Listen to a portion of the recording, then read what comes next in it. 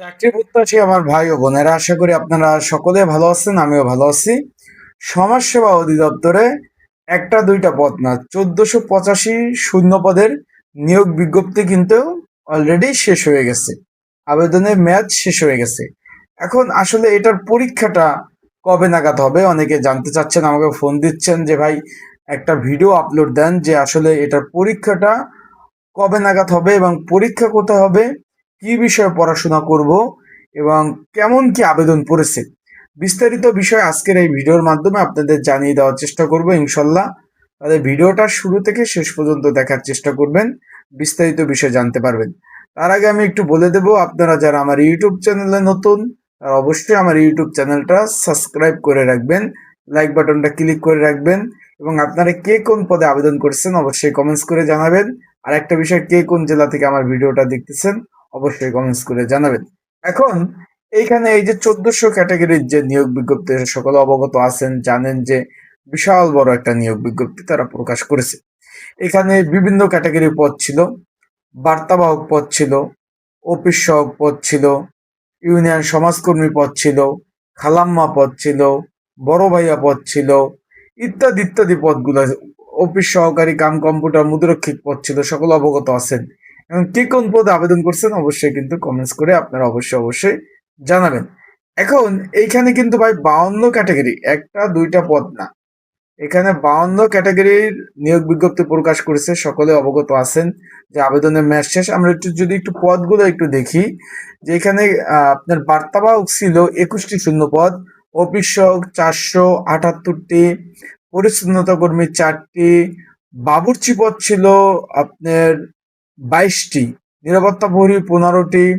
আমরা একটু বড় পদগুলো দেখি, কারিগরি 157টি শূন্য পদ, তারপরে আপনার এখানে রয়েছে খালাম্মা 33টি শূন্যপদ, বড় ভাইয়া 25টি শূন্যপদ, ইউনিয়ন সমাজকর্মী 312, অফিস সহকারী কাম কম্পিউটার মুদ্রক্ষিক 150টি শূন্যপদ, তারপর ফিল্ড সুপারভাইজার 30টি, ইত্যাদি ইত্যাদি সকল অবগত আছেন।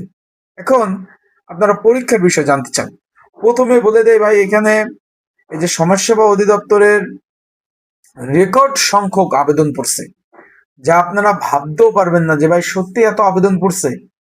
মানে প্রচুর আবেদন পড়ছে, যেহেতু এটা পূর্ণ নিয়োগ ছিল, সকলে জানেন যেটা পূর্ণ নিয়োগ ছিল, সেই ক্ষেত্রে এখানে প্রচুর পরিমাণ আবেদন পড়ছে।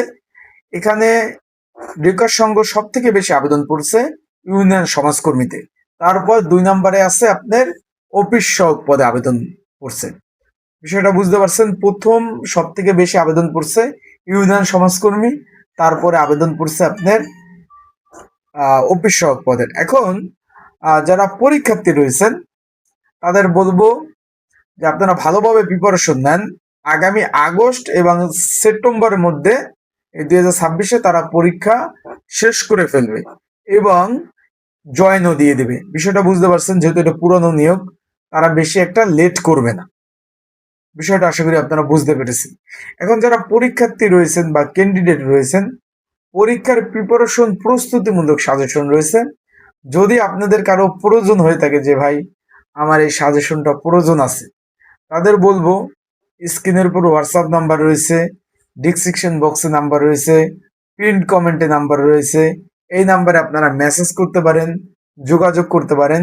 যোগাযোগ করে নক করে আপনারা এই যে সমাজসেবা অধিদপ্তরে কে কোন পদে আবেদন করেছেন, এই যে নাম্বারে যোগাযোগ করে আপনারা সাজেশন নিয়ে পড়তে পারবেন।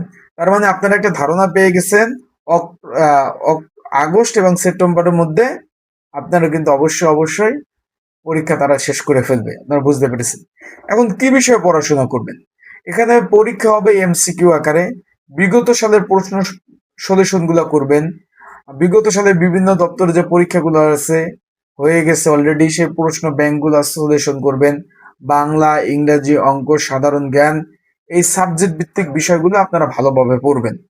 এটা সম্পূর্ণ রাজস্ব খাতভুক্ত এবং সরকারি চাকরি।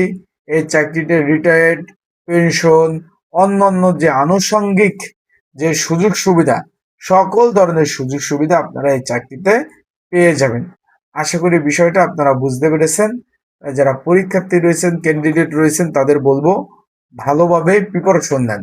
এখানে রেকর্ড সংখ্যক আবেদন পড়েছে, তাই ভালো প্রিপারেশন না নিলে কিন্তু আপনারা পাস করতে পারবেন না। আশা করি বিষয়টা বুঝতে পারছেন। ভালো থাকবেন, সুস্থ থাকবেন, চোখ রাখবেন আমার ইউটিউব চ্যানেলে। আর অবশ্যই আরেকটা বিষয় আপনাদের বলে দিই, আপনাদের যদি যে কোনো বিষয় যদি জানার থাকে যে ভাই আমি এই বিষয় জানতে চাই, আমার হোয়াটসঅ্যাপ নাম্বারটা খোলাই রয়েছে, আপনারা ফোন দিলে কিন্তু সবার সাথে আমি কথা বলি ইনশাল্লাহ।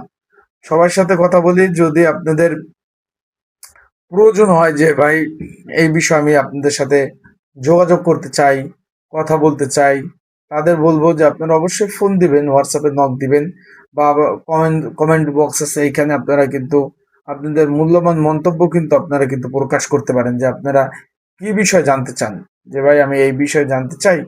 আপনারা অবশ্যই কিন্তু কমেন্ট করতে পারেন। তা ভালো থাকবেন, সুস্থ থাকবেন। আসসালামু আলাইকুম।